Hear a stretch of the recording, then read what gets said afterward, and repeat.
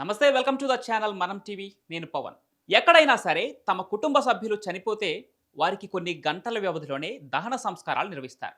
అంతేకాని చనిపోయిన తల్లిదండ్రులు లేదంటే వారి పెద్దల శవాల్ని ఏళ్ల తరబడి ఇంట్లోనే పెట్టుకొని ఉండరు.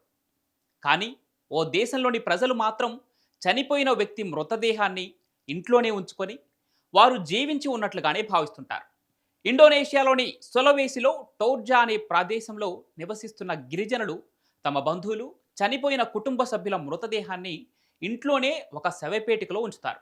ఎందుకంటే చావు బ్రతుకులు రెండూ కూడా ఒక మహాప్రయాణంలో భాగం అనేది వారి ప్రగాఢ నమ్మకం. అందుకే చనిపోయిన వారిని జబ్బుపడ్డ వారిగా భావించి ఫార్మలిన్ ద్రావణంలో భద్రపరుస్తారు. శవపేటిక చుట్టూ నిలబడి మృతదేహంతో కబుర్లు చెప్పుకుంటారు. ప్లేటులో భోజనం పెడతారు. కుటుంబ సమావేశాల్లో తమ పక్కనే కూర్చోబెట్టుకొని కలిసి మాట్లాడుకుంటారు. వారి కుటుంబంలో ఎవరైనా పుడితే చనిపోయిన వారికి పరిచయం చేస్తారు. అంతేకాదండోయ్, శవాలకు రోజు బట్టలు కూడా వేస్తారు. వారు బతికి ఉన్నప్పుడు మందు, సిగరెట్ లాంటి అలవాట్లుంటే అవి కూడా పక్కనే పెడతారు. అన్నిటికంటే విచిత్రమైన విషయం ఏంటంటే ప్రతి సంవత్సరం ఆగస్టు నెలలో అనే ఉత్సవాన్ని జరుపుకుంటారు. ఆ ఉత్సవంలో ఊరంతా తమ ఇంట్లో ఉన్న శవాలకు కొత్త బట్టలు వేసి బయటకు తీసుకొచ్చి ఫోటోలు కూడా తీసుకుంటారు.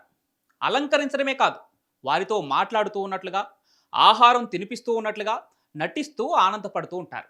ఈ ఉత్సవాన్ని చూసేందుకు దేశ విదేశాల నుంచి టూరిస్టులు కూడా వస్తున్నారట. ఇదంతా చూస్తూ ఉంటే మీకు వింతగా అనిపిస్తుంది కదూ. అయితే ఆ తెగవారు ఇలా శవాల్ని ఇంట్లో పెట్టుకొని జీవించడం వెనుక మరొక విషయం కూడా ఉందట. మృతదేహాన్ని మంచిగా చూసుకుంటే వారి కష్టాలన్నీ తొలగిపోతాయని ఈ గిరిజన తెగ భావిస్తూ ఉంటుంది. మరి అలా శవాలను ఇంట్లో ఉంచుకుంటే కొన్నేళ్లకు వారింట్లో మనుషుల కంటే శవాలే ఎక్కువగా ఉంటాయని మీకు అనిపించే ఉంటుంది కదా. వారు ఒక శవాన్ని ఎక్కువ సంవత్సరాలు ఉంచుకోరు.